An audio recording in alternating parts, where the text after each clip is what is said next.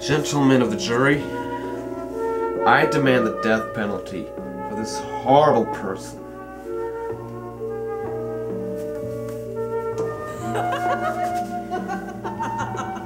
Hey, you aren't tearing up the pea patch, are you?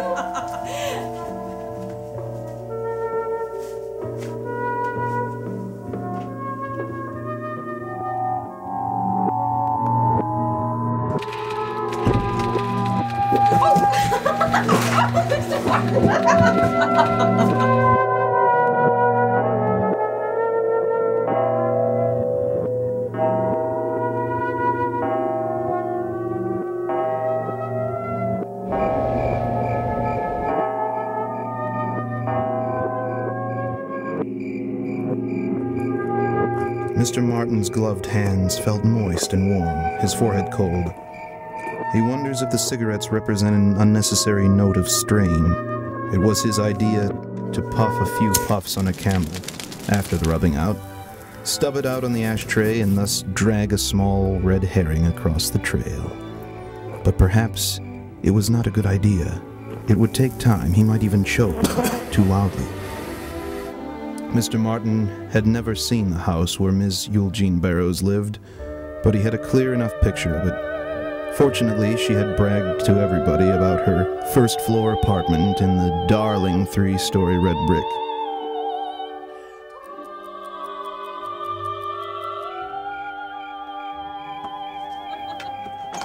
Well, for God's sake, look who's here! Oh, good shopping! Okay. Well, oh my goodness, you're as nervous as a goat. Yeah.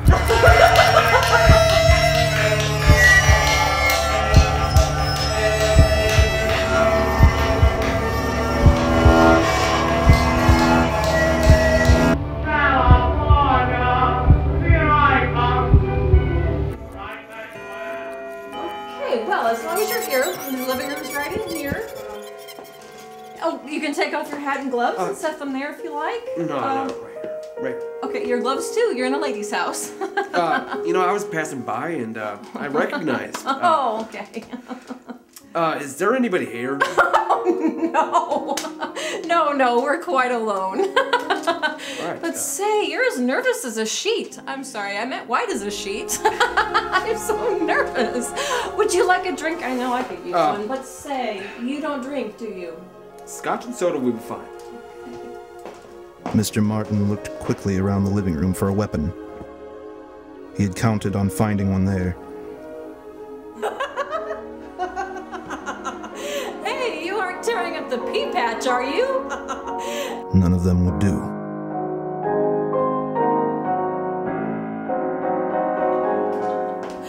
Really, Mr. Martin, take off those gloves. I always wear them in the house. Wow. When Ms. Barrows reappeared carrying 2 drinks, Mr. Martin, standing there with his gloves on, became conscious of the fantasy he had created.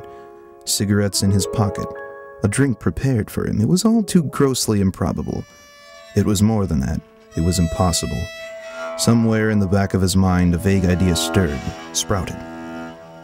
The idea began to bloom, strange and wonderful. Come over here, you little man. Sit down.